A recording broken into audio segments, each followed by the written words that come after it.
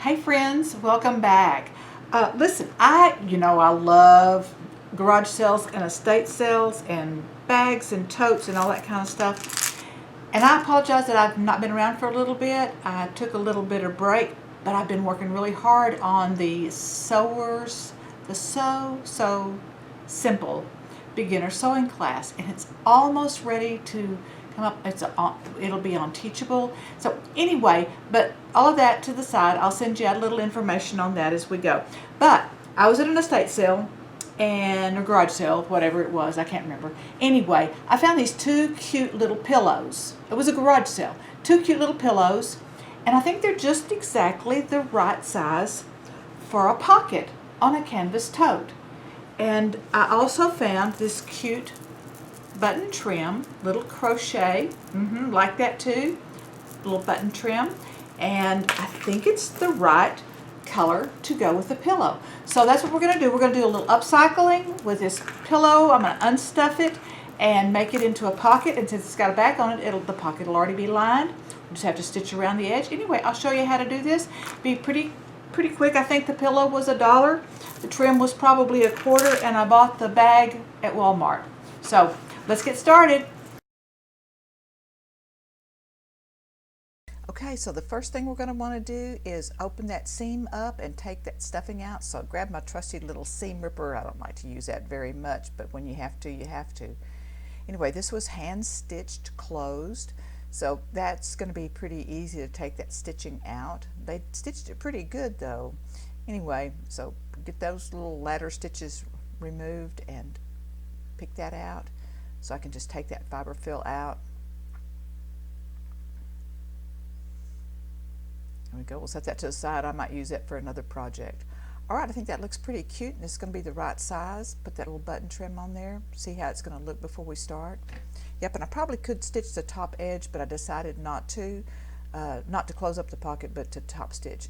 And the tag, do I want to leave it on? It was already coming off anyway, so I decided to go ahead. Let's cut that off really close, and don't cut my pillow cover. There we go.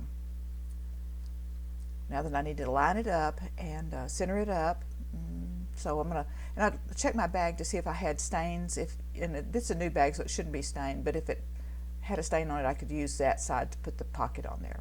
So you can use a Mark Be Gone pen, or I just used regular straight pens to mark my center fold of my bag so I can know how to line that pocket up.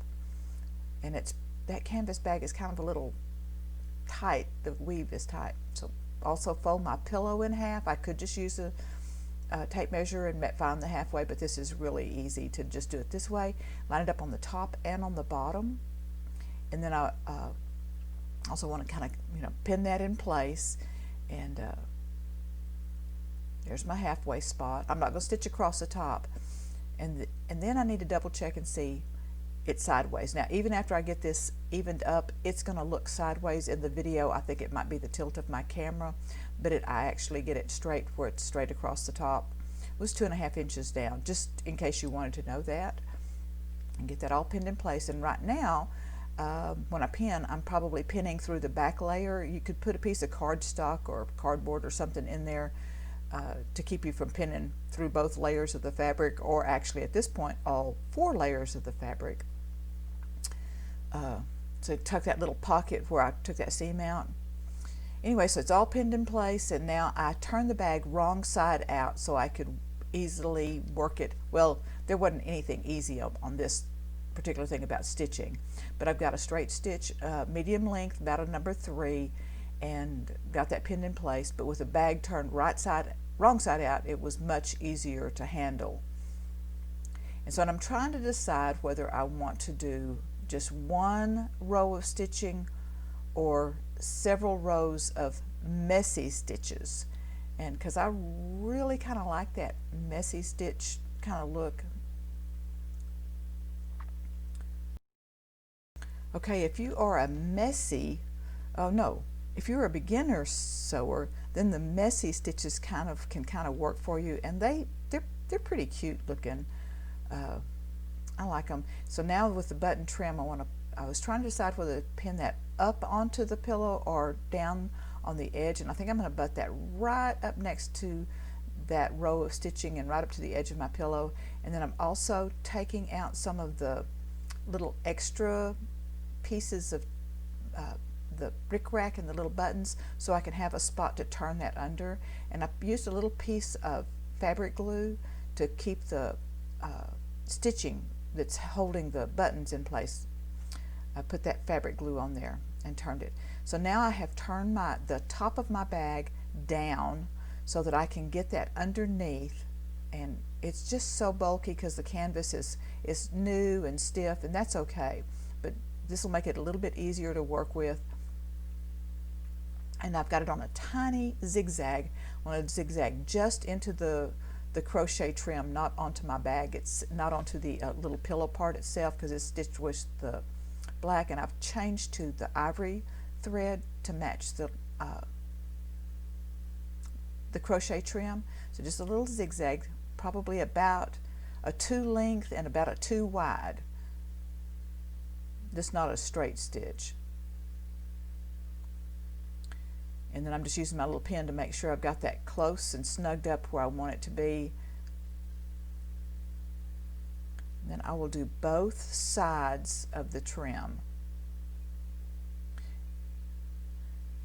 And I decided not to do across the very end of it because it was just too hard to turn the bag, and so I think that'll be okay. I've got enough of it turned under, enough of the trim turned under that I think it's not going to come undone.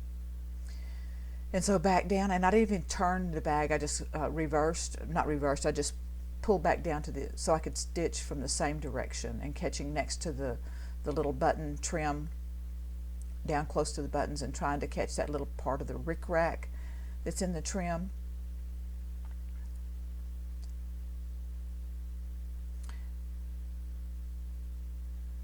Okay, more is better, right? So I decided to put a little add-on trim up there, a little piece of embellishment that I have, a little flower, and try to decide the color of the button. I like the black button better than the little ivory colored button, and so just tying using a double thread in my needle, tying a little knot in the end of it, and I'm going to stitch each one of the petals down. I'm going to hide my knot and also hide the threads so that you're not seeing the threads on the back side of the pillow, the back side of the pocket, like if somebody's going to care or not, but I do, so I hide that, and I just use, that's just a practice that I usually do, is hide the stitches whenever I can, unless I want them to be messy and on the surface, and then I don't hide them anymore.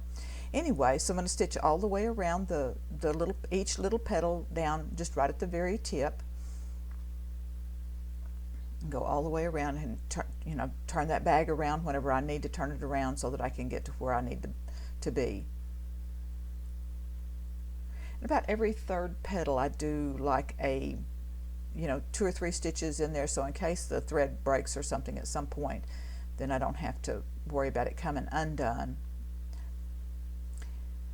And so once I get the flower completely on, then it's time to add the button.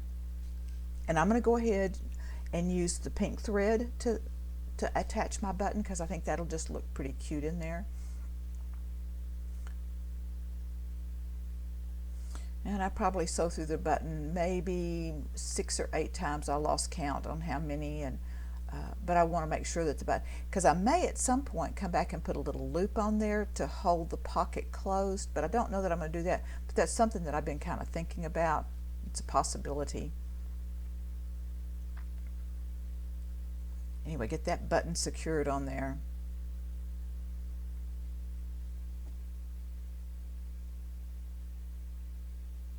And I want to make a good knot at the back and make sure that that button's not going to come loose. And so I probably do a couple of knots back there. And that part, I don't mind if it shows it's not hidden. So there we go. Then I want to go into the studio and splatter this bag. I love splatter painting. It is just so much fun.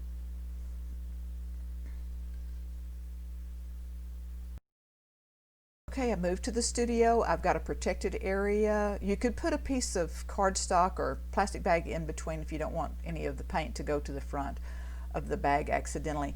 Anyway, I'm using apple barrel black Walmart paint, thinned down with a little bit of water. That was a boo-boo, so I'm going to repeat that boo-boo someplace else and make it look like I intentionally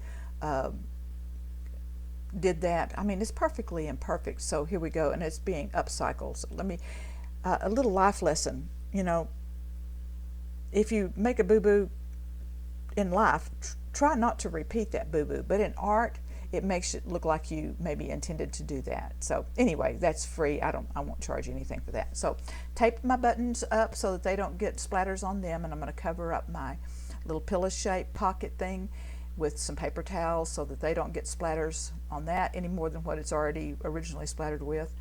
Anyway, splatter around, and I also use my toothbrush and a little thin brush to get me some bigger blobs, and see I got a mistake right there, so I'll duplicate that in another place.